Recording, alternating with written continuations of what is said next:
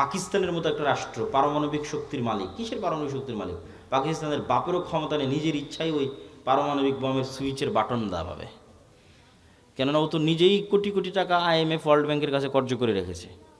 তা IMF world bank America আর মানে পাকিস্তানের আব্বা, আমেরিকা যতক্ষণ অর্ডার পারমিশন না দেবে ততক্ষণ ওই দাবাতেই পারবে না ওই পারমাণবিক বোমের সুইচ।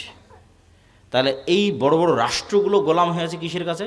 সুদী অর্থনীতির কাছে, সুদী লোনের কাছে। আর এই বেড়াজাল আপনি ভাঙতে পারবেন না, এই সুদী বেড়াজাল আর এই গণতন্ত্রের বেড়াজাল ইমান বিল গায়ব এবং তাওহীদ, এই দুটার সংমিশ্রণ ছাড়া। ইমান বিল গায়ব এবং তাওহীদের সংমিশ্রণ।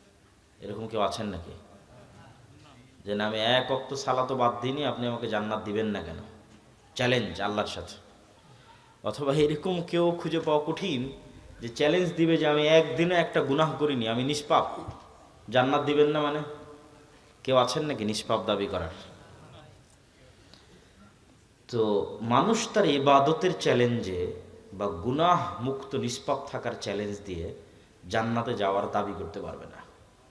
মানুষকে জান্নাতের জন্য আল্লাহর দয়া ও রহমতের মুখাপেক্ষী থাকতে হয়, যে আল্লাহ নামাজ পড়তে পারিনি, মাফ করে দাও, গুনাহ হয়ে গেছে ক্ষমা করে দাও, দয়া করে জান্নাত দাও।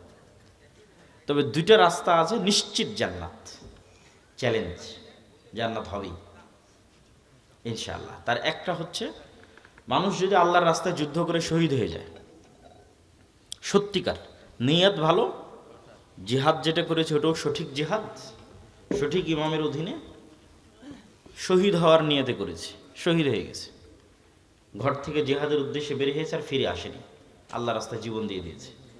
এই শহীদের রক্ত মাটিতে ফোঁটা পড়ার আগে ওর ইবাদতের কমতির যা গুনাহ আর এমনি যা গুনাহ সব ক্ষমা হয়ে গেছে। তোর জীবনের বিনিময়ে জান্নাত বিক্রি হয়ে গেছে, এটা চ্যালেঞ্জ, এই জান্নাতে যাবেই। আর একজন জান্নাতে এভাবে চ্যালেঞ্জের মুখে ক্রয় করে নিতে পারবে, সেটা হচ্ছে টাকার বিনিময়ে। এটা কোরআনের আয়াত, ইন্নাল্লাহা আশতারা মিনাল মুমিনিনা আনফুসাহুম ওয়া আমওয়ালাহুম বিআন্না লাহুমুল জান্নাহ, যে আল্লাহ তোমাদের কাছে বিক্রি করবে, যেভাবে গুলশানে প্লট ফ্ল্যাট বিক্রি হয় এরকম জান্নাতের প্লট ফ্ল্যাট বিক্রি হবে, দুবাইয়ে বিক্রি হয়, বুর্জ খলিফায় বিক্রি হয়, এরকম জান্নাতের বিক্রি হবে।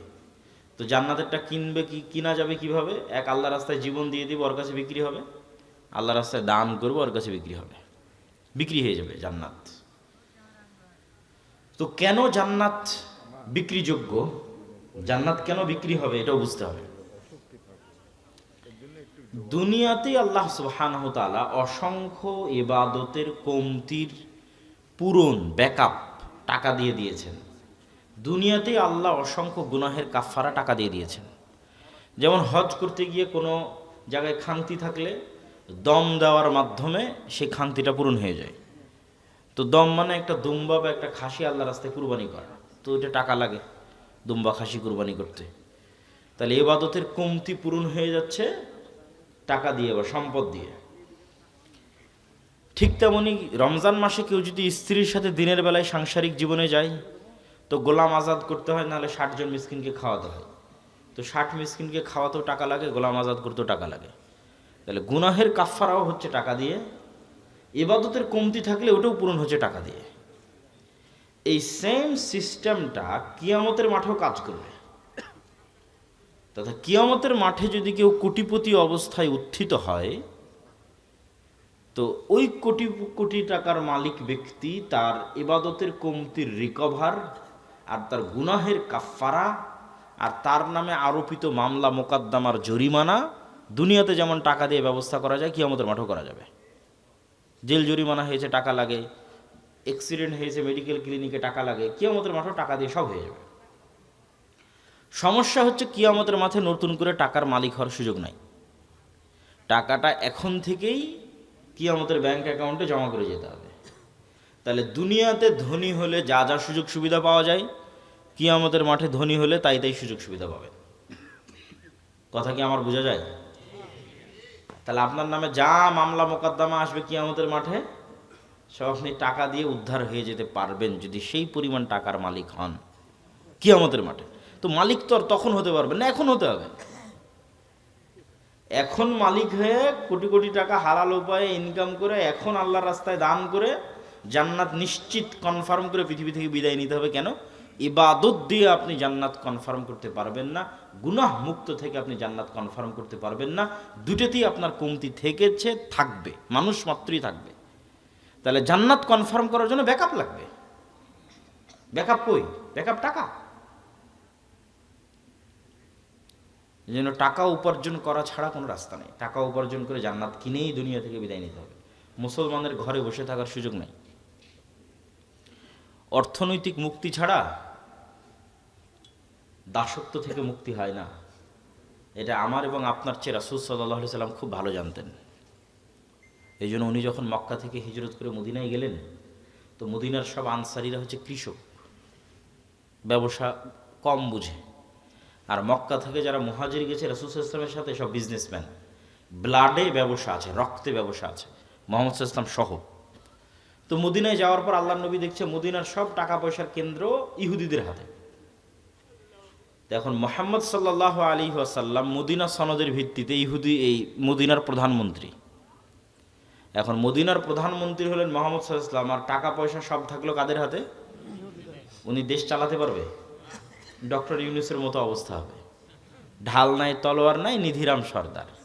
আর্মিও কথা শোনে না, সচিবালয়ের কথা শোনে না, প্রধান উপদেষ্টায় লাভ কি?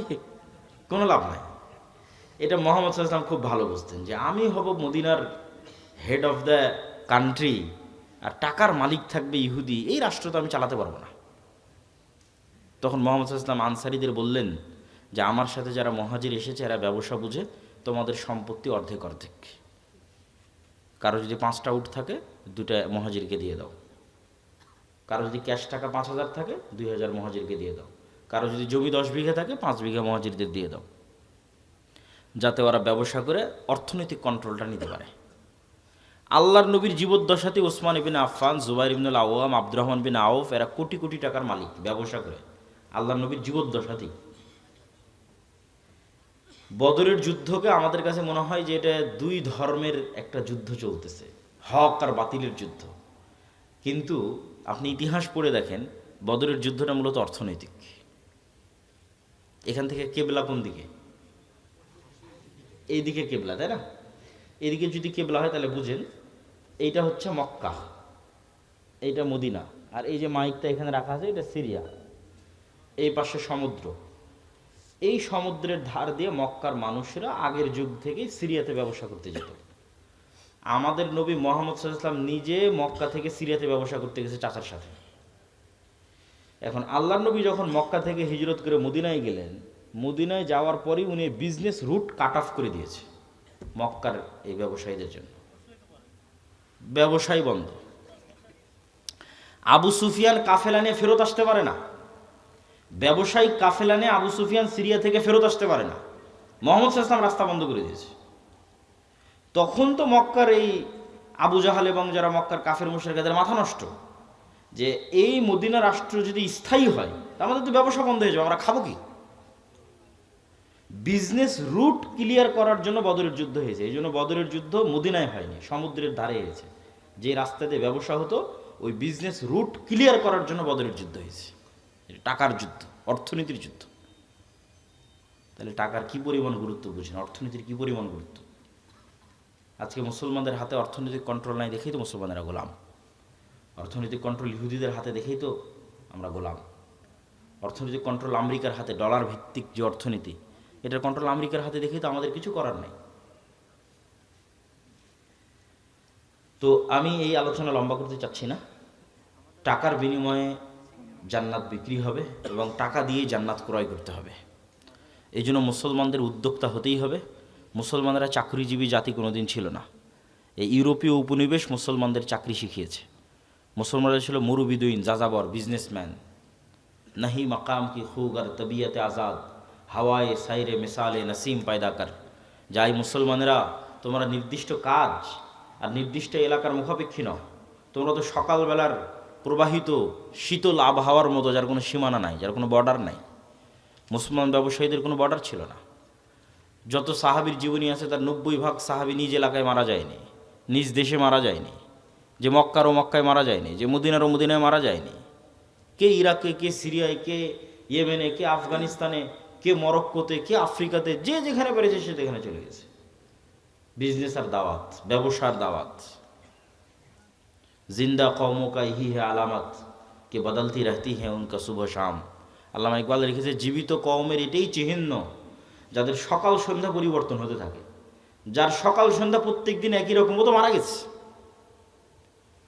সকালবেলা শুটবুট পরে অফিসে যায়, আবার বিকেলবেলা আসে, আবার সকালবেলা অফিসে যায়, আবার বিকেলবেলা আসে। তাহলে আর প্রতিদিনের সকাল সন্ধ্যা একই রকম, তাহলে এটা মৃত জাতি। আর মরু যাযাবর বিদুইন, আজ এখানে 5 দিন থাকলো গরু ছাগল উট নিয়ে, 5 দিন পর আবার 100 কিলোমিটার দূরে আর এক জায়গায় চলে গেছে। ওখানকার যুদ্ধ, ওখানকার পরিবেশ ভিন্ন। আবার দাওয়াত, আবার ব্যবসা নিয়ে আর এক এলাকায় চলে গেছে, সেখানকার পরিবেশ, সেখানকার সমস্যা ভিন্ন।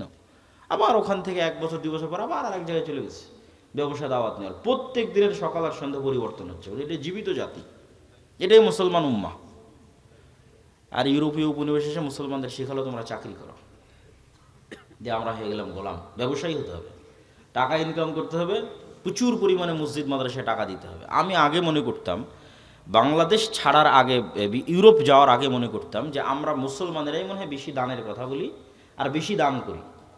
ইউরোপ ঘোরার পর, ইংল্যান্ড ঘোরার পর আমার এই ভুল ধারণা ভেঙে গেছে। আমাদের চাইতে ওরা বেশি দান করে, ওরা বেশি ডোনেট করে।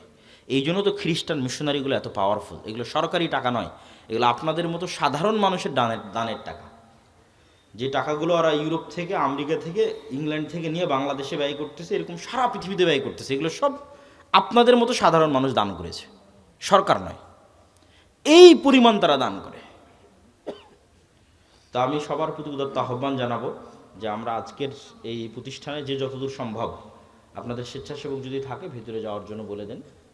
বৈঠকি দানে আমরা সবাই অংশগ্রহণ করি এবং আমি আমার বক্তব্যের মূল বিষয়বস্তুর দিকে এগিয়ে যাই।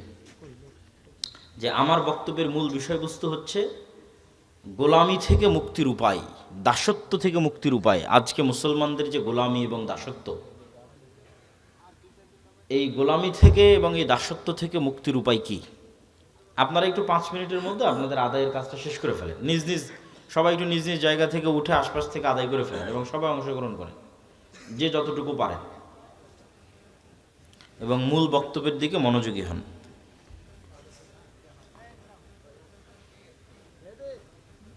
তো আমার মূল বক্তব্যের বিষয়বস্তু হচ্ছে মুসলমানদের যে দাসত্ব এবং গোলামি, এই দাসত্ব এবং গোলামির জিনজির থেকে মুক্তির উপায় কি।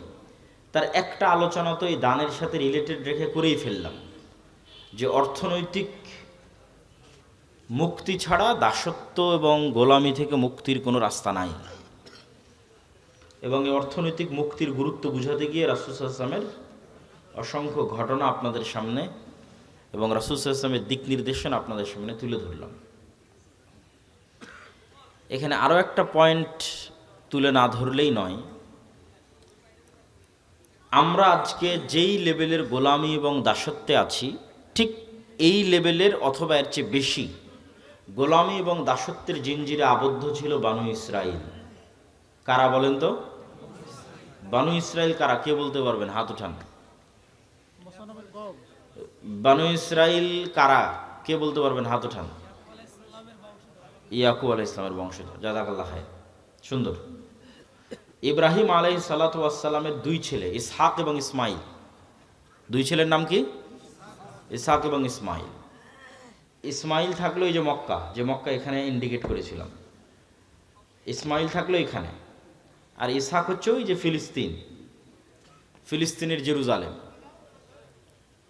তো ইসমাইলের বংশে নবী একজনই, তার নাম মুহাম্মদ সাল্লাল্লাহু আলাইহি ওয়াসাল্লাম। এর আগে আর কোনো নবী আসেনি ইসমাইলের বংশে, আর পরেও আর নাই।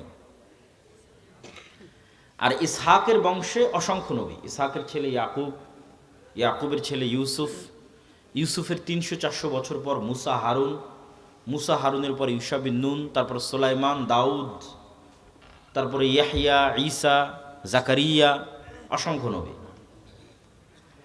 তো এই বানু ইসরাইল, এদের গোলামি এবং আমাদের গোলামি কাছাকাছি একই রকম।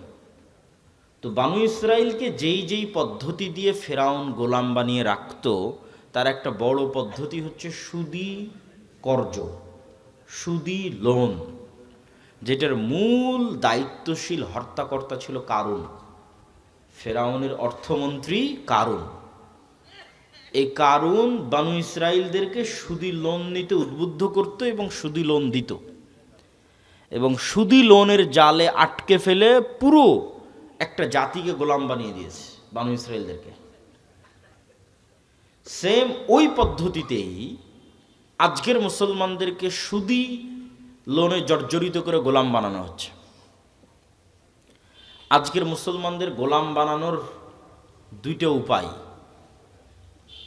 একটা হচ্ছে গণতন্ত্র আর একটা হচ্ছে সুদ। কিন্তু মুসলমানেরা নিজেরাও জানে না যে এই দুই পদ্ধতির মাধ্যমে তারা কেমনে গোলাম আছে। জি, মহিলারাও এই দানে অংশগ্রহণ করবেন নিজ নিজ দায়িত্বে। তো সুদ এবং গণতন্ত্রের মাধ্যমে মুসলমানেরা কেমনে গোলাম আছে এটা একটু বোঝার চেষ্টা করতে হবে, নাহলে খুব কঠিন হবে আমাদের মুক্তির রাস্তা। আল্লামা ইকবাল লিখছেন, नए ज़माने के आज़र ने तरश वाए हैं सनम और इंसार खुदाओं में बड़ा सबसे वतन है, इसका जो पैराहन है वो मजहब का कफन है।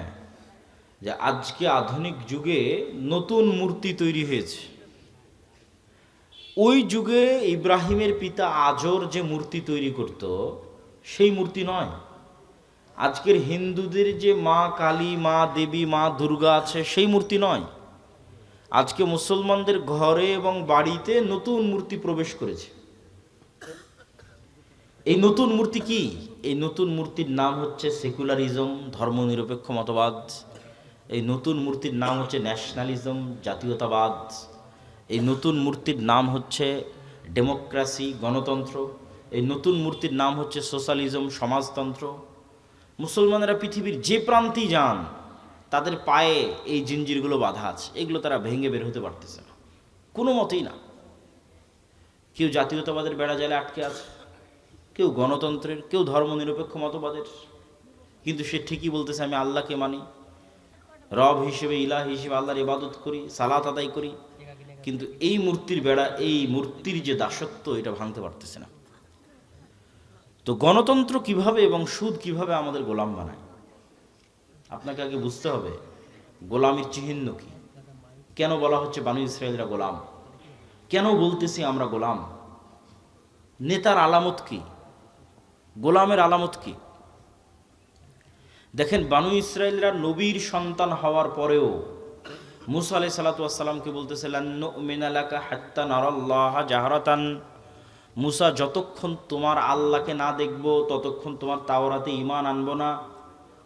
অথচ এই বানু ইসরাইল এখনই 2 দিন আগে, 1 সপ্তাহ হয়নি, চোখের সামনে দেখেছে সমুদ্র ফেড়ে রাস্তা তৈরি হয়েছে, ফেরাউন ডুবে মরে গেছে। এই দৃশ্য নিজে চোখে দেখার পর মানুষ কেমনে বলতে পারে যে মুসা, তোমার আল্লাহকে না দেখা পর্যন্ত তোমার তাওরাতে ঈমান আনবে না?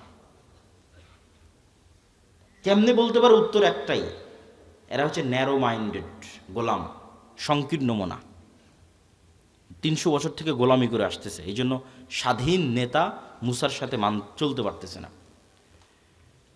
তারা বলল, মুসা, এই মরুভূমি, সিনাই মরুভূমি, এখানে পানি নাই, এই সমুদ্রের লবণাক্ত পানি ভালো লাগে না। ওই ইস্তাসকা মুসা লিকওমি ফাকুল নাজরিব বিআসাকাল হাজার ফানফাজারাত মিনহু ইসনাতা আশারাতা আইনা ক্বাদ আলিমা কুল্লু উনাসিম মাশরাবাহুম। যে মুসা, পানির ব্যবস্থা করো। মুসা আলাইহিস সালাম লাঠি দিয়ে পাথরে আঘাত করলেন, মরুভূমিতে পানি তৈরি হয়ে গেল। এবার বললো, মুসা, খাবারের ব্যবস্থা করো। মুসা আলাইহিস সালাম আল্লাহকে বললেন জান্নাত থেকে মান্না এবং সালোয়া, বিশেষ পাখি, বিশেষ মাশরুম, যে বিশেষ মাশরুমের বর্তমান বাজার মূল্য কেজি প্রতি 5 লক্ষ টাকা গড়ে, এখন বাজার মূল্য। ওই বিশেষ মাশরুম আর পাখি জান্নাত থেকে আসতো, রাতের বেলা তাদের গাছের ডালে, তাদের বাড়ির চালে থাকতো ঝুলন্ত অবস্থায়। এই খাবার 1 দিন 2 দিন খাওয়ার পর তারা বলতেছে লান নাসবিরা আলা তুআমিন ওয়াহিদ ফাদউ লানা রাব্বাক। এই এক খাবার আমাদের ভালো লাগে না, তোমার আল্লাহকে বলো এই মরুভূমি থেকেই পেঁয়াজ, রসুন, আদা, চাল, ডাল সব উৎপাদন করে দিতে। এ হলো গোলাম কওম। গোলাম হলে এরকম ছেঁচড়া হয়, বুঝতে পেরেছেন? এরা তো নবীর সন্তান, এরা এরকম হলো কখন? 300 বছর থেকে গোলামি করতে করতে এরকম ন্যারো মাইন্ডেড, ছেঁচড়া হয়ে গেছে। তা ওইটার সাথে আপনি আমাদের স্বভাব মিলাবেন, তাদের স্বভাবের সাথে একটু পরেই মিলাবো। আল্লাহ সুবহানাহু ওয়া তাআলা এদেরকে বললেন, ঠিক আছে, তোমরা শাকসবজি খেতে চাও, এটা তো মরুভূমি, পাশেই বাংলাদেশের মতো উর্বর ভূমি আছে, তার নাম জেরুজালেম, ফিলিস্তিন। বিজয় করলেই হয়, যুদ্ধ করে বিজয় করো। তখন ওরা বলছে ইজহাব আনতা রব্বুকা ফাকাতিলা, মুসা তুমি আর তোমার আল্লাহকে যুদ্ধ করো, আমরা পারবো না। ইন্না ফিহা কওমান জাব্বারিন লান নাদখুলা ফিহা হাত্তা ইয়াখরুজু মিনহা। আরে ওখানে তো বিশাল দেহের অধিকারী জাব্বারিন কওম আছে, ওরা যতক্ষণ বের না হবে আমরা ততক্ষণ যাব না। আল্লাহ তাদের উপর আযাব নাজিল করলেন 40 বছরের, ইয়াতিহুনা ফিল আরদি 40 সানা, 40 বছর পাগলের মতো মরুভূমিতে ঘুরপাক খাও। 40 বছর পর ক্ষমা করে দেওয়া হলো, ইউসাবিন নুনের মাধ্যমে হাতে তওবা করে জেরুজালেম বিজয় হলো। আল্লাহ সূর্যকে থামিয়ে দিলেন, জেরুজালেম বিজয় করার তৌফিক দিলেন। এত 40 বছরের শাস্তি পাওয়ার পর আল্লাহ সুবহানাহু ওয়া তাআলা সূর্যকে থামিয়ে দিয়ে ওদের জেরুজালেম বিজয় দিচ্ছেন। তারপরে আল্লাহ ওদের বলতেছেন, যখন তোমরা এই শহরে প্রবেশ করবা তখন সুজ্জাদান, তখন মাথা নত করে সিজদা অবস্থায় প্রবেশ করবা, আর মুখে বলবা হিত্তাতুন নাগফির লাকুম। যদি হিত্তাতুন বলো, হিব্রু ভাষায় হিত্তাতুন মানে আস্তাগফিরুল্লাহ, তাহলে তোমাদের ক্ষমা করে দেব। এরা আল্লাহর এত বড় নিয়ামত পাওয়ার পরও জেরুজালেমে যখন প্রবেশ করলো তখন পিছন আগে দিল, মাথা উপরে দিল, আর মুখে হিত্তাতুনের জায়গায় বলল হিনতাতুন। দাউদ এবং সুলাইমান আলাইহিস সালামের যুগে আল্লাহ বললেন দাউদের কোরআন তেলাওয়াত শোনার জন্য শনিবারের দিন সমুদ্র এবং নদীর মাছেরা একত্রিত হয়, তোমরা শনিবারের দিন এই মাছগুলোকে ধরিও না। তারা বলল ঠিক আছে, শনিবারের দিন ধরবো না, মাছগুলোকে আটকে রেখে দিল, রবিবারের দিন ধরলো। যে আল্লাহ আপনি তো শনিবারের দিন ধরতে মানা করেছেন, শনিবারের দিন তো ধরিনি, মাছ আটকে রেখে দিয়ে কী বারে ধরেছে? তাহলে 2 নম্বরই বুদ্ধিতে 1 নম্বর না 2 নম্বর? না বাংলাদেশিদের চেয়ে বেশি না কম? এইবার মিলাতে পারবেন যে আমি যে বলতেছি যে গোলাম আমি, আপনি কেমনে গোলাম হচ্ছি সেটা বুঝতে পারবেন যে 2 নম্বর বুদ্ধিতে আমরা বাংলাদেশিরা আছি না নাই? এই হলো বানু ইসরাইল। 2 নম্বরই বুদ্ধি, ছেঁচড়ামি, মিথ্যা, চুরি, দুর্নীতি, ধোঁকা, এই জিনিসগুলো যার মধ্যে আছে সে এমনি গোলাম। তাহলে এই জিনিসগুলো কোথায় থেকে তৈরি হয়? ওটাই তো গোলাম তৈরির কারখানা। এবার আশা করি বুঝতে পেরেছেন, এটা তৈরি হয় গণতন্ত্র থেকে আর সুদী অর্থনীতি থেকে। কেমনে হয় সেটাও বুঝিয়ে দিচ্ছি, তাহলে আপনি বুঝবেন গণতন্ত্র হচ্ছে গোলাম তৈরির কারখানা। তো আমরা তো অলরেডি ব্রিটিশদের 190 বছর ঔপনিবেশিক শাসনে গোলাম ছিলাম।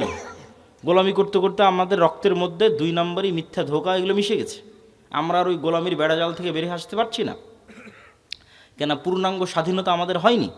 47 থেকে নিয়ে আজ পর্যন্ত 70-80 বছরে আমরা ব্রিটিশ কাঠামোর মধ্যেই আছি।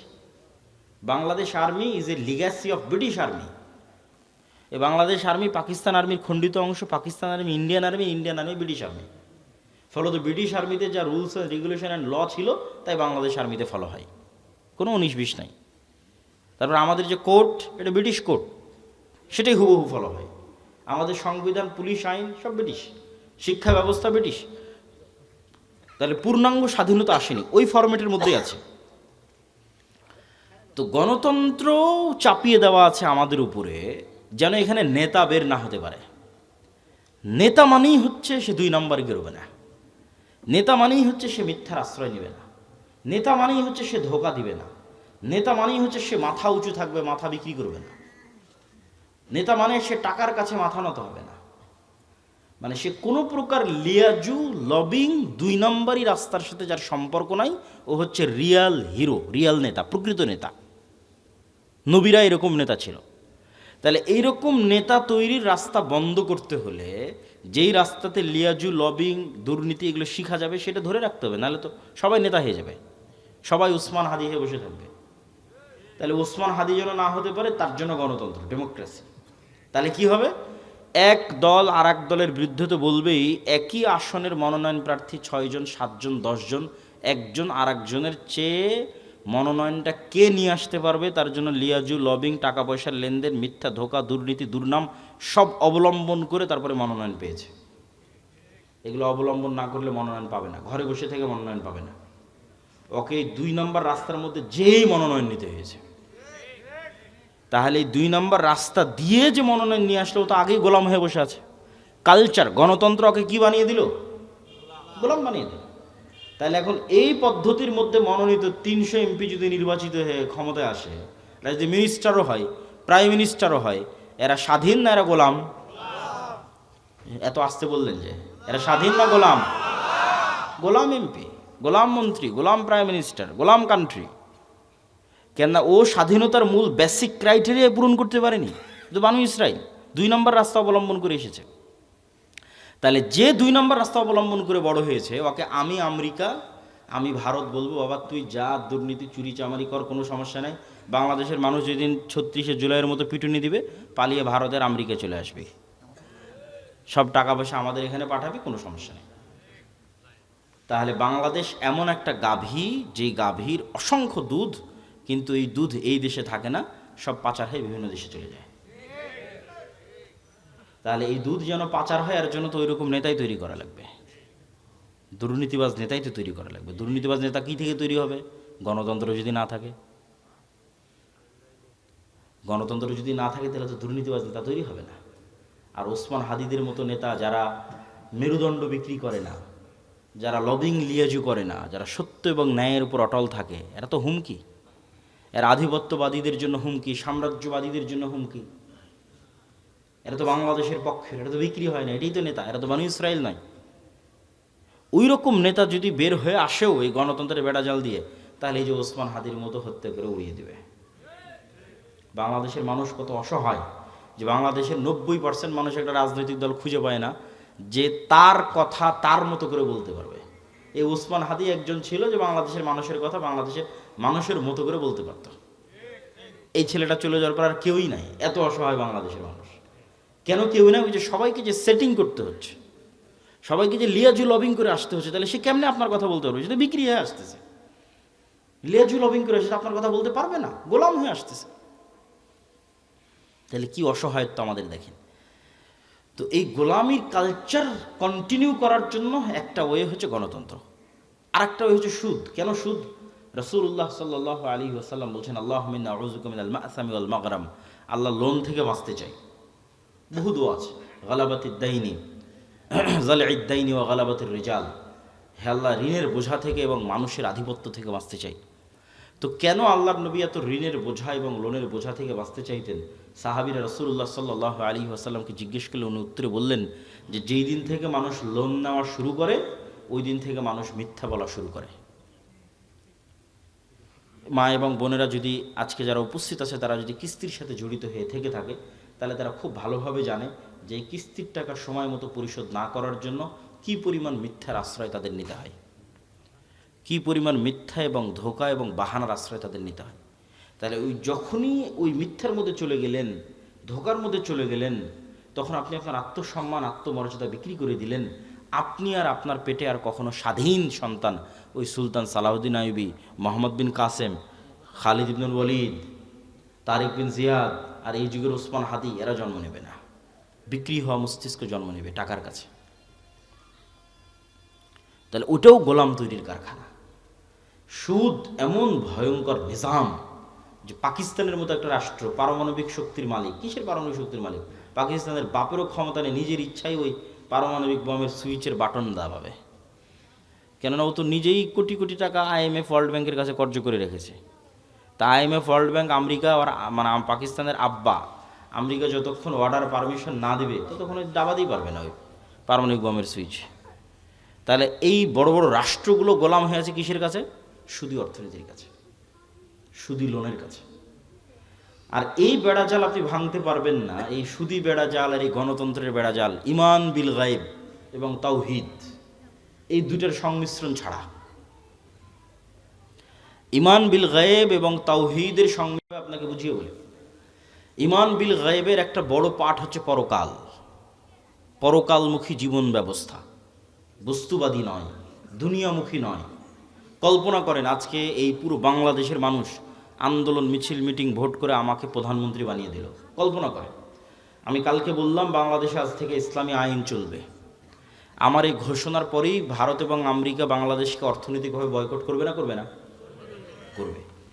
যেমন ইরানকে বয়কট করেছে, যেমন ভেনেজুয়েলার প্রধানমন্ত্রীকে উঠিয়ে নিয়ে চলে গেছে, তো বয়কট করবে।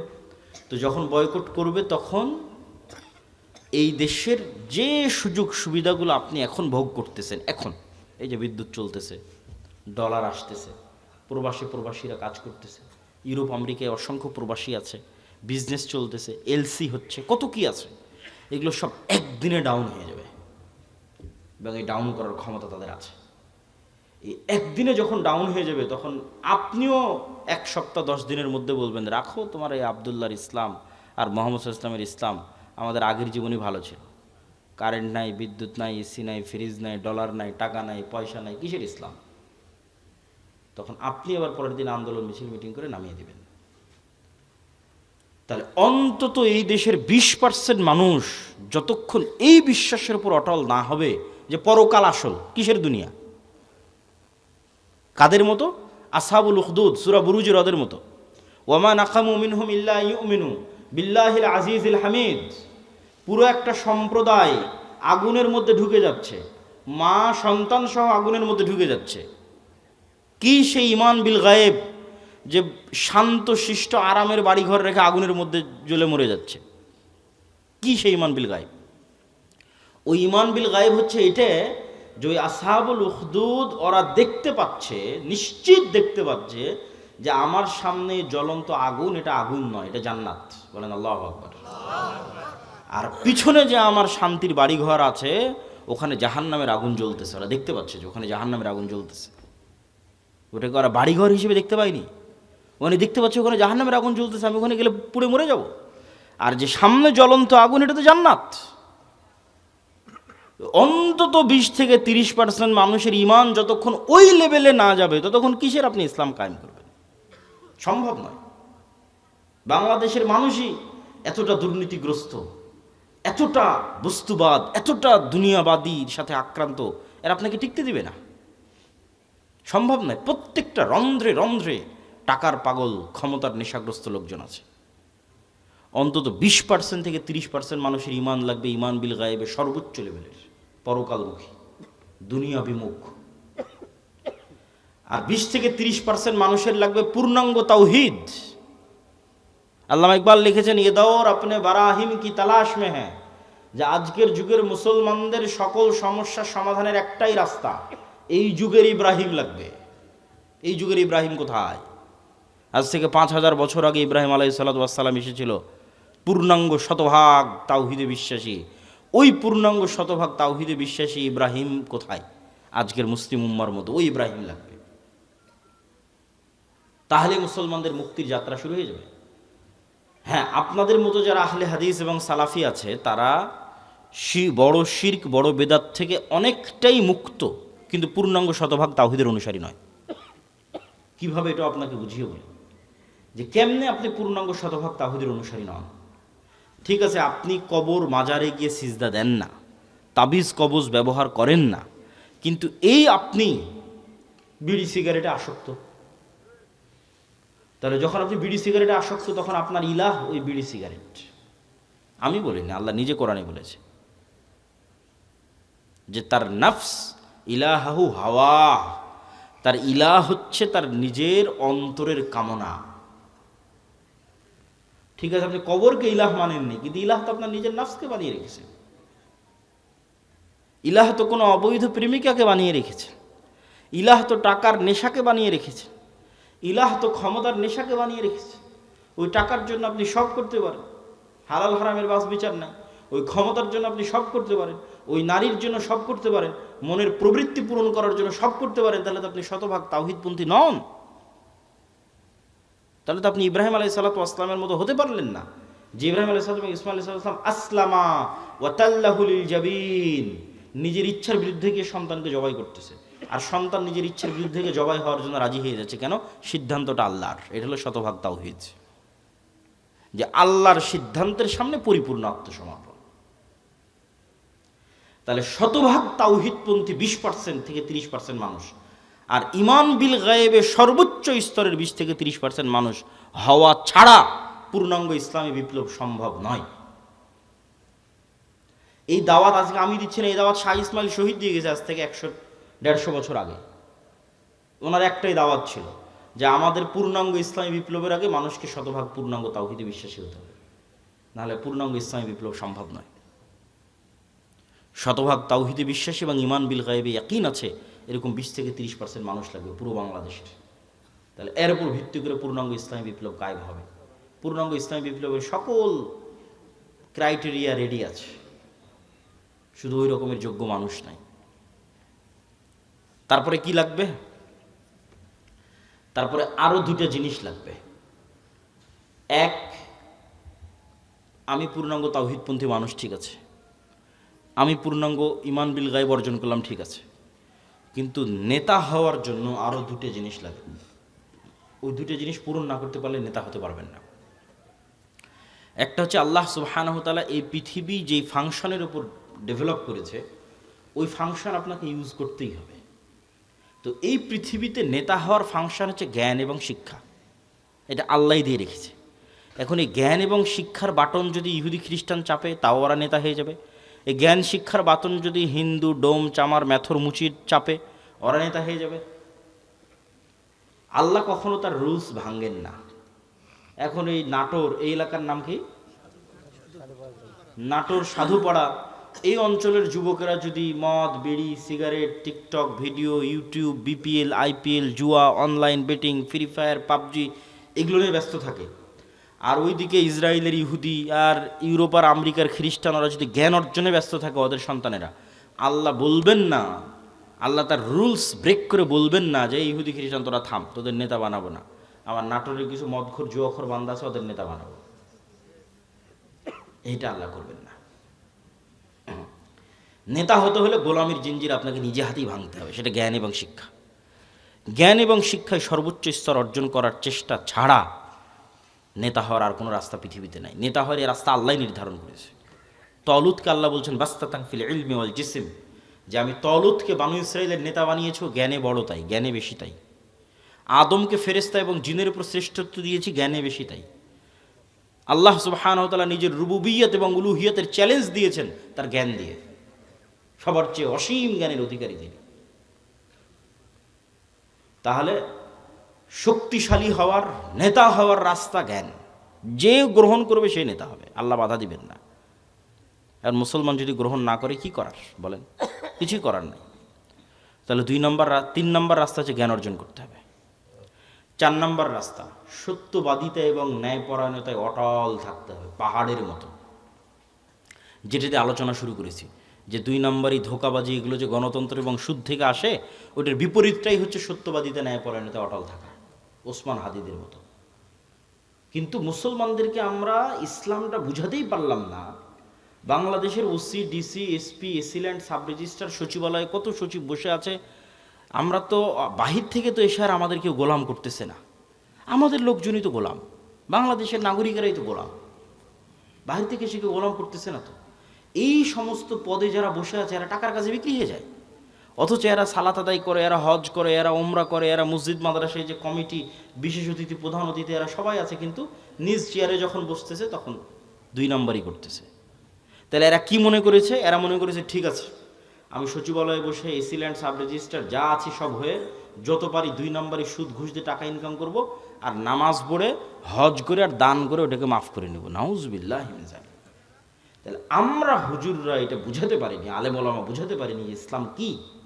এটা তো মুনাফিকই, শুধু মুনাফিক, তার অন্তরে তো ঈমানই ঢোকেনি। তার সালাত কি, তার সিয়াম কি, তার হজ কি, শুধু মুনাফিক। রাসূলুল্লাহ সাল্লাল্লাহু আলাইহি ওয়াসাল্লামের স্পষ্ট হাদিস, ইযা তুমিনা খানা, তাকে যে আমানতের দায়িত্ব দেওয়া হয়েছে ওটার খিয়ানত করে যে মুনাফিক, ওর অন্তরে ঈমান ঢোকেনি। লা ঈমান লিমান লা আমানাতা লাহু। তাহলে মুনাফিকের হারাম টাকার, দুর্নীতির টাকার কিসের ইবাদত? বরং ওর উল্টাটা, ও যদি কোনো বড় ইবাদত নাও করে, কোটি কোটি টাকা দান নাও করে, তাহাজ্জুদের রাতের সালাত নাও আদায় করে, হজ নাও করে, শুধু ওর যে চেয়ারে বসে আছে ওসি, ডিসি, এসপি, মন্ত্রী, সচিব, এসিল্যান্ড, এই চেয়ারে চুল পরিমাণ অন্যায় না করে, তাহলে এদের হজের চেয়ে, এদের রাতের তাহাজ্জুদের সালাতের চেয়ে এবং অন্যদের কোটি কোটি টাকা দানের চেয়ে সে শ্রেষ্ঠতম নেকির অধিকারী হবে। রাসূলুল্লাহ সাল্লাল্লাহু আলাইহি ওয়াসাল্লাম বলেছেন, সাবআতু ইউযিল্লুহুমুল্লাহ ইয়াওমা লা যিল্লা ইল্লা যিল্লুহু। 1 নম্বরে ইমামুন আদিল। 7 শ্রেণীর যারা বিশেষ আল্লাহর ছায়া পাবে, এখানে সবাই আছে, নামাজি আছে, দানবীর আছে, সবাই আছে, কিন্তু 1 নম্বরে জায়গা দেওয়া হয়েছে পদে বসে ন্যায়পরায়ণ যে। ও তো এমনি সবচেয়ে বড় নেকির কাজ, ওর জন্য তো এমনি জান্নাত। ও তো আল্লাহর গুণে গুণান্বিত হয়েছে।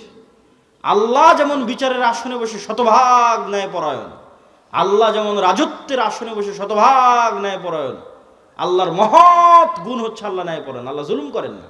ইন্না হারামতু যুলমা আলাইয়া, মানুষ হয়ে যে আল্লাহর গুণে গুণান্বিত হতে পারে, আল্লাহু আকবার, এটা কত বড় ইবাদত যে মানুষ হয়ে ওসি তারপরে ডিসি, এসিল্যান্ড, সাব রেজিস্ট্রার, সচিব, এই চেয়ারে বসে সে দুর্নীতি করবে না ন্যায় করবে, এটা অনেক বড় ইবাদত। আর এই চেয়ারে বসে দুর্নীতি করে সেই টাকা দিয়ে হজ করবে, সেই টাকা দিয়ে মসজিদ মাদ্রাসায় দান করবে, এটা মুনাফিক। আমরা মানুষকে দিন বুঝাতে পারি না। রাজনীতিবিদদের হাতে ক্ষমতা নেই, ক্ষমতা এদের হাতে। রাজনীতিবিদরা তো 5 বছরের জন্য আসে যায়, ভোট করে, কিন্তু এদের চাকরিতে রিটায়ার্ড না হওয়া পর্যন্ত থাকে। এরা যদি বলে যে আজ থেকে আমরা বিক্রি হব না কোনো দলের কাছে, দেশ একদিনে ঠিক হয়ে যাবে, একদিনে। তো এরা কাদের ঘরের সন্তান? আমাদের ঘরের সন্তান, আমাদের ছেলে মেয়ে। পুলিশে কারা, আর্মিতে কারা, সচিবালয়ে কারা, বিসিএস পরীক্ষা কারা দেয়? আমার আপনার ছেলে মেয়ে। এদের আমাদের ঠিক করতে হবে দাওয়াত দিয়ে। নতুন প্রজন্মকে সত্যবাদিতা এবং ন্যায়পরায়ণতা অটল হতে হবে। এটাই তো গোলামি থেকে মুক্তির রাস্তা। ওই দিন থেকেই তো দেশ স্বাধীন। সম্মানিত উপস্থিতি, তাহলে 2টো পয়েন্ট বললাম নেতা হওয়ার, এক শিক্ষা এবং জ্ঞান, আর এক সত্যবাদিতা এবং ন্যায়পরায়ণতা। থাকলেই মানুষ নেতা হয়ে যাবে, অটোমেটিক নেতা হয়ে যাবে, কিচ্ছু করা লাগবে না, আল্লাহ নেতা বানিয়ে দিবে তাকে। আর এবার 4 নাম্বার পয়েন্ট, যেটিতে বক্তব্যের শেষের দিকে যাব, সেটা হচ্ছে এই গুণে গুণান্বিত মানুষেরা যখন আসবে, যারা তাওহীদে বিশ্বাসী, ঈমান বিল গায়বে ইয়াকিন রাখে, জ্ঞানে সর্বোচ্চ, আবার তাকে কেনা যায় না, এই মানুষগুলো পৃথিবীর জন্য হুমকি। এদের উপর জুলম নেমে আসবে, এদের উপর বাধা নেমে আসবে, এদের উপর অত্যাচার নেমে আসবে। এই জন্য এদের বাঁচার রাস্তা হচ্ছে আল্লাহর সাহায্য। এদের বাঁচার রাস্তা কি? দুনিয়ার শক্তি দিয়ে বাঁচার কোনো রাস্তা নেই। মুসলমানদের অতীতে, আজ, ভবিষ্যতে দুনিয়ার শক্তি দিয়ে বাঁচার কোনো রাস্তা নেই। মুসলমানদের বাঁচার রাস্তা আল্লাহর সাহায্য। আল্লাহর সাহায্য পাওয়ার 2টো বড় রাস্তা, 2টো বড় সিক্রেট রেসিপি আজকে দিয়ে বক্তব্য শেষ করব। যে মুসলমানদের জন্য আল্লাহর সাহায্য নিশ্চিত করার 2টো বড় রাস্তা, এক সালাত আর এক জিকির। সালাতের মধ্যে সবচেয়ে বড় পাওয়ারফুল হচ্ছে রাতের সালাত। সালাত হচ্ছে এমন এক টেকনোলজি, আমি উদাহরণ দিই ইবনুল কাইয়িম রাহিমাহুল্লাহকে সামনে রেখে, নাহলে দিতাম না। আমরা যেমন এখানে বসে থেকে হাজার হাজার কিলোমিটার দূরে থাকা আমেরিকার কোনো টিচারের কাছে অনলাইনে ক্লাস করতেছি, অথবা এখান থেকে 100 কিলোমিটার দূরে থাকা ঢাকার কোনো টিচারের কাছে অনলাইনে ক্লাস করতেছি, তো পাসওয়ার্ড লগ ইন দিয়ে যখন ক্লাসে জয়েন করি, তখন দুইজনে লাইভ সেশন, টিচারও যুক্ত হয়েছে, স্টুডেন্টও যুক্ত হয়েছে লাইভ সেশনে, কানেক্টেড। তো আজকের ইন্টারনেট, আজকের মোবাইল দিয়ে মানুষ হাজার কিলোমিটার দূরে থাকা টিচারের সাথে, মানুষের সাথে লাইভ কানেক্টেড হচ্ছে, লাইভ কথোপকথন করতেছে। তো সালাত এটার চেয়ে তো হাজারো লক্ষ কোটি গুণ উন্নত লেভেলের প্রযুক্তি, যা দুনিয়াতে থাকা মানুষকে 7 আসমানের উপরে থাকা রব্বুল আলামিনের সাথে লাইভ কানেক্টেড করে দেয় সরাসরি। মানুষ যখন সালাতে দাঁড়ায় এবং চোখ যখন সিজদার দিকে, অন্তর যখন আল্লাহর দিকে নিবদ্ধ, তখন রব্বুল আলামিনও তার মুখোমুখি হয়ে যান। দুনিয়াতে থেকে 7 আসমানের সাথে সরাসরি লাইভ কথোপকথনের প্রযুক্তি হচ্ছে সালাত। এই জন্য নবীরা সবসময় সালাতের আশ্রয় নিয়েছে। সূর্যগ্রহণে সালাত, চন্দ্রগ্রহণে সালাত, বৃষ্টি প্রার্থনায় সালাত, জানাজায় সালাত, বিপদ আপদে সালাত, রাতে সালাত। রাসূলুল্লাহ সাল্লাল্লাহু আলাইহি ওয়াসাল্লাম বদরের যুদ্ধের আগের দিন লম্বা রাতের সালাত আদায় করেছেন। আবু বকর রাদিয়াল্লাহু তাআলা আনহু বলছেন, কাফাকা মুনাশাদাতাকা রাব্বাক, হে রাসূলুল্লাহ, হে আল্লাহর নবী, আপনি নবী হয়ে আল্লাহর কাছে এত মোনাজাত করা লাগে, এত দোয়া করা লাগে, যথেষ্ট হয়েছে, বাস, আর করার দরকার নাই, আল্লাহ তো আপনাকে এমনি সহযোগিতা করবে। তাহলে কি পরিমাণ লম্বা রাতের সালাত মুহাম্মদ সাল্লাল্লাহু আলাইহি ওয়াসাল্লাম আদায় করেছেন, আর কি পরিমাণ দোয়া আল্লাহ সুবহানাহু ওয়া তাআলার কাছে করেছেন, যে আবু বকর রাদিয়াল্লাহু তাআলা আনহুর মতো সাহাবী এই দোয়ায় ক্লান্ত হয়ে গেছে, রাতের সালাতে ক্লান্ত হয়ে গেছে। তাহলে এখন বুঝেন, মুহাম্মদ সাল্লাল্লাহু আলাইহি ওয়াসাল্লাম আমার, আপনার এবং আবু বকর রাদিয়াল্লাহু তাআলার চেয়ে বেশি জানতেন যে কাল বদরের যুদ্ধে দুনিয়ার শক্তি দিয়ে আমার বিজয় সম্ভব নয়। কাল বদরের যুদ্ধে আমাকে জিততে হলে কার সাহায্য লাগবে? আল্লাহ। আর আল্লাহর সাহায্য পেতে হলে আমাকে রাতের সালাতে দাঁড়াতে হবে। তাহলে পৃথিবীর সর্বশ্রেষ্ঠ রাসূল, সর্বশ্রেষ্ঠ মানুষ আল্লাহর সাহায্য নেবেন, এই জন্য রাতে ঘন্টার পর ঘন্টা রব্বুল আলামিনের সামনে দাঁড়িয়ে আছেন। আর আমি এবং আপনি রাতের সালাত তো বহুদূরের কথা, 5 ওয়াক্ত সালাত আদায় না করেই শুধু ভোট দিয়ে ইসলাম বিজয় হয়ে যাবে, আর মিছিল করে আর তাকবীর দিয়ে ইসলাম বিজয় হয়ে যাবে। এটা সম্ভব নয়।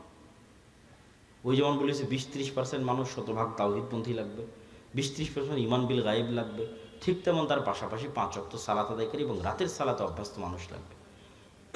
যে সালাতে নাই ও আল্লাহর গন্তির মধ্যে নেই। আর আবার ইসলাম কি, আর আবার বিপ্লব কি, আর আবার বিজয় কি, আর আবার খেলাফত কি, আর আবার শাসন কি, কিচ্ছু নেই। যে সালাতে নাই সে আল্লাহ সুবহানাহু ওয়া তাআলার গণনার মধ্যেই নাই, ওর জন্য আল্লাহর সাহায্য নাই।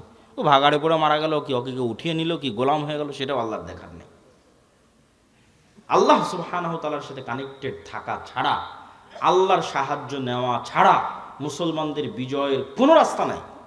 আর আল্লাহর সাহায্য নেওয়ার জন্য সালাত আদায় করতেই হবে, আল্লাহর খাতায় নাম থাকতেই হবে। আল্লাহ আপনাকে চিনেই না, কিসের সাহায্য করবে আপনাকে? তো যে সালাতে নেয় ওকে তো আল্লাহ সুবহানাহু ওয়া তাআলা চিনবেই না। সম্মানিত উপস্থিতি, এই জন্য সালাত মোস্ট পাওয়ারফুল। আর সালাতের মধ্যে সবচেয়ে পাওয়ারফুল হচ্ছে রাতের সালাত। আমরা যেমন আমাদের ফোন, এই যে হাতে ফিঙ্গারপ্রিন্ট দিয়ে ফোন ওপেন হয়ে যাচ্ছে, পাসওয়ার্ড দিয়ে ফোন ওপেন হয়ে যাচ্ছে, ফেস ভেরিফিকেশন দিয়ে ফোন ওপেন হয়ে যাচ্ছে, 5 স্টার হোটেলে গেলে কার্ড পাঞ্চ করলে ওপেন হয়ে যাচ্ছে। তো এগুলো সব লক ওপেন হওয়ার সিস্টেম পৃথিবীতে। তো কল্পনা করেন যে আমরা পৃথিবীর অত্যাধুনিক প্রযুক্তির একটা দরজার সামনে দাঁড়িয়ে আছি। এর চেয়ে অত্যাধুনিক প্রযুক্তির দরজা পৃথিবীতে নাই। ওই দরজা ওপেন করতে হলে বিভিন্ন varieties type of password use করতে হয়। যেমন নির্ধারিত সময়ে আসতে হয়, নির্ধারিত সময় ছাড়া খুলে না। আবার নির্ধারিত ফরম্যাট ছবি, পিকচার ওখানে আপলোড করা আছে, ওইটার সাথে মিলতে হয়। আবার ওই প্রতিটা ফরম্যাটের সাথে নির্ধারিত সাউন্ড আছে, ওটাও মিলতে হয়।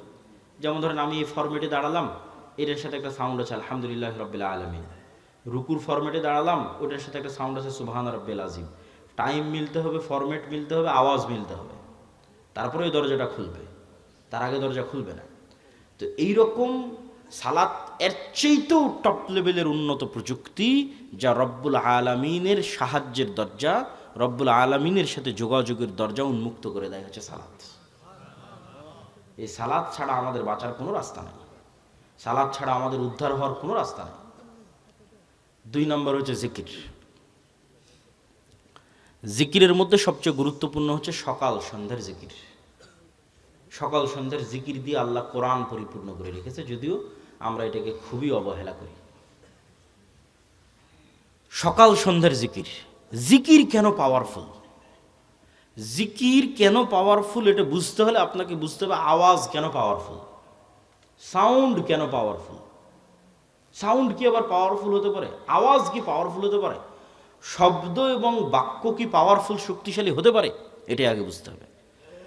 আজকের আধুনিক সভ্যতা টিকে আছে, এই যে ক্যামেরা, এই যে মোবাইল, কম্পিউটারে টিকে আছে এই আলোর তরঙ্গের মধ্যে ডাটা ট্রান্সফার করার ক্ষমতা, এটার উপর। আমি এখানে বলতেছি, আমার এই কথাটা আলোর মধ্যে দিয়ে এই মোবাইল হয়ে, নেটওয়ার্কের টাওয়ার হয়ে আমেরিকায় গিয়ে এখন বাজতেছে, ইউরোপ, সৌদি, কুয়েত, কাতার, ঢাকা, রাজশাহী থেকে এখনই বাজতেছে। তো এই যে এই আলো যে আমার এই কথা বহন করতে পারে, ডাটা ট্রান্সফার করতে পারে, এটা আমরা জানতাম না, মানুষ জানতো না, এটা আগে থেকেই ছিল। ওটা আমরা জেনে কাজে লাগাতে পেরেছি, এটাই আমাদের আধুনিক সভ্যতা, এটার উপরে টিকে আছে। আর একটা প্রযুক্তি যেগুলোর ধারে কাছে বিজ্ঞান নাই, কিন্তু এটা সবচেয়ে উন্নত প্রযুক্তির প্রযুক্তি, সেটা হচ্ছে শব্দভিত্তিক, আওয়াজ ভিত্তিক প্রযুক্তি, যেটার কিছু জ্ঞান আল্লাহ সুলাইমান আলাইহিস সালাতু ওয়াস সালামকে দিয়েছিলেন। কিছু জ্ঞান, যেমন আমি এতক্ষণ যে চিল্লাচ্ছি, আমি কিন্তু শব্দ এবং আওয়াজে উচ্চারণ করতেছি। এখানে যদি একটা চাইনিজ বসে থাকতো, ওখানে আওয়াজই শুনতে পেত। আবার এখানে বসে যদি একটা চাইনিজ বক্তব্য দিত, আপনি খেলে আওয়াজই শুনতে পেতেন, তাই নয় কি? সেটাই। তাহলে ঠিক কোনো এক স্টাইলের আওয়াজ উচ্চারণ করলে ওই পিঁপড়াও বুঝবে, সেই স্টাইলের আওয়াজ আমি জানি না। কোনো এক স্টাইলের আওয়াজ উচ্চারণ করলে পাখিও বুঝবে, আমি জানি না। কোনো এক ফরম্যাটের আওয়াজ উচ্চারণ করলে গরু বুঝবে, আমি জানি না। আবার গরুর ওই ফরম্যাটের আওয়াজের কি অর্থ আমি জানি না। যেমন অন্য একটা ভাষা আমার কাছে গরুর আওয়াজের মতোই আওয়াজ মনে হয়, সেই। কিন্তু এই জ্ঞানটা আল্লাহ কাকে দিয়েছিলেন? সুলাইমান আলাইহিস সালাতুওয়াসসালামকে দিয়েছিলেন। এটাই সাউন্ড টেকনোলজি। সুলাইমান আলাইহিস সালাতুওয়াসসালাম তার দরবারে বলতেছে, রানী বিলকিসের সিংহাসন নিয়ে আসতে হবে। ক্বালা ইফরিতুম মিনাল জিন, ইফরিত নামক জিন দাঁড়িয়ে বলল, আমি এই সিংহাসন নিয়ে আসবো, আপনি যে বসে আছেন এই বসে থেকে দাঁড়ানোর পূর্বে সিংহাসন নিয়ে আসবো। এই কথা সুলাইমান আলাইহিস সালামের পছন্দ হয়নি। সুলাইমান আলাইহিস সালাম আরো দ্রুত চান। আল্লাযী ইনদাহু ইলমুম মিনাল কিতাব, তখন আরেকজন বলল, ওই আরেকজন জিন না মানুষ তা কোরআনে উল্লেখ নাই। কোরআনে এভাবে উল্লেখ আছে যে যাকে আল্লাহ কিতাবের জ্ঞান দিয়েছিলেন সে বলল। যাকে আল্লাহ কিসের জ্ঞান দিয়েছিলেন? কিতাবের জ্ঞান দিয়েছিলেন, সে বলল চোখের পলক পড়ার পূর্বে রানী বিলকিসের সিংহাসন আপনার সামনে উপস্থিত হয়ে যাবে। আল্লাহু আকবার। তো আয়াতের বিবরণের আন্দাজে বলতেছে যে জিন চেয়েছিল গায়ের শক্তিতে আনতে, ইফরিত চেয়েছিল গায়ের জোরে যত দ্রুত আনা যায়, উড়ে যাব, উড়ে নিয়ে আসবো। আর আল্লাযী ইনদাহু ইলমুম মিনাল কিতাব, যার কাছে কিতাবের জ্ঞান ছিল, গায়ের জোরে আনেনি, জ্ঞানের জোরে এনেছে। আমি মনে হয় বুঝাতে পারলাম না কথা, কি আমার বুঝতে পারছেন? কোরআনের ধারা বিবরণীতে বোঝা যাচ্ছে যেই লোক চোখের পলকে নিয়ে আসলো, এ গায়ের জোরে আনেনি, কিসের জোরে এনেছে? জ্ঞানের জোরে। সে জ্ঞান কি? কিতাবের জ্ঞান। কিতাবের সে বিশেষ জ্ঞান কি? কিছু কিছু মুফাসসির লিখেছে যে কিতাবের জ্ঞান হচ্ছে লাউহে মাহফুজের বিশেষ কিছু জিকির তার জানা ছিল। বলেন আল্লাহু আকবার। আল্লাহু আলাম। কিন্তু জ্ঞানের উপর ভিত্তি করে সেই কাজটা করেছে। তো বিশেষ কোনো সাউন্ড, বিশেষ কোনো জিকির যেটা ব্যবহার করে সে চোখের পলকে ওই সিংহাসনকে ওখান থেকে উঠিয়ে সুলাইমান আলাইহিস সালামের কাছে নিয়েছে, যেই জ্ঞান কিতাবের জ্ঞান, বিশেষ কোনো কিতাবের জ্ঞান তার কাছে ছিল। তো sound most powerful all over the world, সবচেয়ে পাওয়ারফুল। আল্লাহ সুবহানাহু ওয়া তাআলা পৃথিবী ধ্বংস করার যে সিস্টেম তৈরি করেছেন, সেই সিস্টেম আওয়াজ ভিত্তিক। ইসরাফিল বাঁশিতে ফু দিবে, আওয়াজ তৈরি হবে, সে আওয়াজে আসমান জমিন নক্ষত্র গ্রহরাজি সূর্য চন্দ্র সব ভেঙে চৌচির হয়ে যাবে। আল্লাহ সুবহানাহু ওয়া তাআলা মানুষকে পুনরুজ্জীবিত করার যে সিস্টেম তৈরি করেছেন, ওটা আওয়াজ ভিত্তিক। ফেরেশতা জিন মানুষ সব যখন মারা যাবে, কতদিন এভাবে মৃত অবস্থায় থাকবে আল্লাহ ভালো জানে। কুল্লুমান আলাইহা ফান ওয়া ইয়াবকা ওয়াজহু রাব্বিকা যুল জালালি ওয়াল ইকরাম। তারপরে যখন আল্লাহ জীবিত করতে চাইবে, ইসরাফিলকে তৈরি করে ইসরাফিলকে বাঁশি দিয়ে ফু দিতে বলবে, ওর আওয়াজে মানুষ কবর থেকে জীবিত হয়ে হাঁটতে থাকবে। আওয়াজ খুবই পাওয়ারফুল, কিন্তু ওই আওয়াজের জ্ঞান থাকতে হবে যে কোন আওয়াজ পাওয়ারফুল, কোন শব্দ পাওয়ারফুল। তো আল্লাহ সুবহানাহু ওয়া তাআলা উম্মতে মুহাম্মাদিকে সবচেয়ে বড় পাওয়ারফুল জিনিস দিয়ে দিয়েছে, যেটা মূসা আলাইহিস সালামের লাঠির চেয়ে পাওয়ারফুল, যেটা মূসা আলাইহিস সালামের পাথরের চেয়ে পাওয়ারফুল, যেটা বানু ইসরাইলের তাবুত কোরআনে আছে দেখবেন। এই তাবুত এখন এই ইহুদিরা খুঁজে পাগলের মতো, কোথায় সেই তাবুত? এরা মনে করে যে এই মসজিদে আকসার মাটির নিচে তাবুত রাখা আছে। ওই তাবুত একটা বাক্স, যেই বাক্সে মূসা আলাইহিস সালামের লাঠি ছিল, যেই বাক্সে মূসা আলাইহিস সালামের ওই পাথর ছিল, যে পাথর থেকে 12টা ঝর্ণা তৈরি হয়েছিল, ঠিক আছে, মূসা আলাইহিস সালামের কাপড় চোপড় ছিল, এরকম আরও কিছু মুজিজা সম্বলিত জিনিস বিভিন্ন নবী রাসূলের এই তাবুত নামক বাক্সের মধ্যে ছিল। যে যুদ্ধে ওরা এই তাবুত বাক্স নিয়ে যেত, ওই যুদ্ধে ওদের বিজয় হয়ে যেত। ওই বাক্স ওরা হারিয়ে ফেলেছে, ওই বাক্স ওরা এখনও খুঁজতেছে। তো ওই তাবুত বাক্সের চেয়ে আর ওই মূসা আলাইহিস সালামের লাঠির চেয়ে আর ঈসা আলাইহিস সালামের হাতের মাধ্যমে যে মানুষ জীবিত হয়ে যেত, সেটার চেয়ে মোস্ট পাওয়ারফুল জিনিস হচ্ছে এইটা। কি জন্য? এটা সরাসরি আল্লাহর নিজের আওয়াজ। বলেন আল্লাহু আকবার। কোরআন সরাসরি আল্লাহ সুবহানাহু ওয়া তাআলার নিজের সাউন্ড, আল্লাহর শব্দ, আল্লাহর বাক্য, যা জিব্রাইল হয়ে মুহাম্মদ সাল্লাল্লাহু আলাইহি ওয়াসাল্লাম হয়ে আমাদের পর্যন্ত পৌঁছেছে। আল্লাহু আকবার। আর আল্লাহ সুবহানাহু ওয়া তাআলার শব্দ এবং বাক্যের চেয়ে পাওয়ারফুল কিছু নাই পৃথিবীতে। সব অসম্ভব সম্ভব হয়ে যাবে। এই জন্য শ্রেষ্ঠতম জিকির হচ্ছে কোরআন। পৃথিবীর সব অসম্ভব সম্ভব করা সম্ভব আল্লাহ সুবহানাহু ওয়া তাআলার জিকির দিয়ে। সম্মানিত উপস্থিতি, বক্তব্যের শেষের দিকে চলে এসেছে। আজকে যা আলোচনা আপনাদের সামনে করতেছি, এই প্রায় সব আলোচনাই আমার আল্লাহর পথে যাত্রা এই বইয়ের মধ্যে লেখা আছে, দলিল সহ। আজকে তো অত দলিল আলোচনা করতে পারলাম না।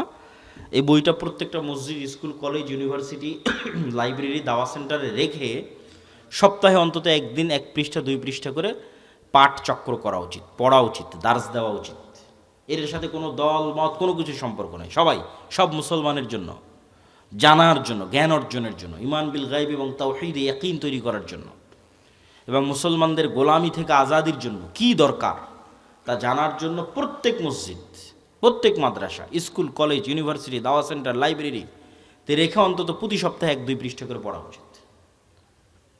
পাশাপাশি আব্দুর রহিমের একটা নতুন বই এসেছে, রাসূল সাল্লাল্লাহু আলাইহি ওয়াসাল্লাম দেখতে যেমন ছিলেন, এই বইটাও মূল্যায়ন করতে পারেন। আর মাসিক আল ইতিসাম, এই যে আপনাদের কাছে আসলাম 2023 না 22 সালে একবার আসতে চেয়েছি, করোনার কারণে আসা হয়নি, বন্ধ হয়ে গেছে। তাহলে আজ আসতেছি প্রায় 3 বছর 4 বছর পর। আবার কবে আসার সুযোগ হবে তার গ্যারেন্টি নাই। কিন্তু এই একদিনে আসাই যদি যোগাযোগ বিচ্ছিন্ন হয়ে যায়, তাহলে তো এই দাওয়াতের কোনো মূল্য নাই। এই সম্পর্কটা হতে হবে স্থায়ী, আর স্থায়ী হওয়ার সবচেয়ে বড় মাধ্যম হচ্ছে মাসিক আল ইতিসাম। এই মাসিক আল ইতিসামে আমি নিজে নিয়মিত 3টা প্রবন্ধ লিখি, অন্যরা তো লেখেই, আমি লিখি 3টা। এই জন্য মাসিক আল ইতিসাম এখানে নিয়মিত আসার উদ্যোগ আপনাদের নিতে হবে। এখানকার যুবক সমাজ, মসজিদের কমিটি হোক, মাদ্রাসার উদ্যোক্তা হোক, অন্তত 5 কপি 10 কপি এখানকার জ্ঞানী, স্কুল, কলেজ, ইউনিভার্সিটি, প্রাইমারি, বিদ্যালয় যা যেখানে আছে শিক্ষিত মানুষ, তাদেরকে দিয়ে পড়ানোর চেষ্টা করা এবং নিজেরাও পড়ার চেষ্টা করা। 2 নম্বর, আমাদের সাথে স্থায়ী যোগাযোগের মাধ্যম হচ্ছে মক্তব। আমাদের 700 মক্তব আমাদের কাছে ট্রেনিং নিয়েছে। আপনাদের এলাকার মক্তবের শিক্ষকদের আমাদের ট্রেনিংয়ে পাঠাবেন, এবং আমাদের সিলেবাস এই জিনিসগুলো ছোটোবেলায় বাচ্চাদের মাথায় না দিলে, আপনাদের মধ্যে 1 ঘন্টা বক্তব্য দিয়ে লাভ নেই। বুড়া মানুষকে দিয়ে বিপ্লব হবে না। আমাদের নতুন প্রজন্মকে তৈরি করতে হবে, এই জিনিসগুলো তাদের মাথায় এখন থেকেই দিতে হবে। আর এটার জন্য শুধু মাদ্রাসায় 2% ছেলে মেয়েকে পড়িয়ে লাভ হবে না।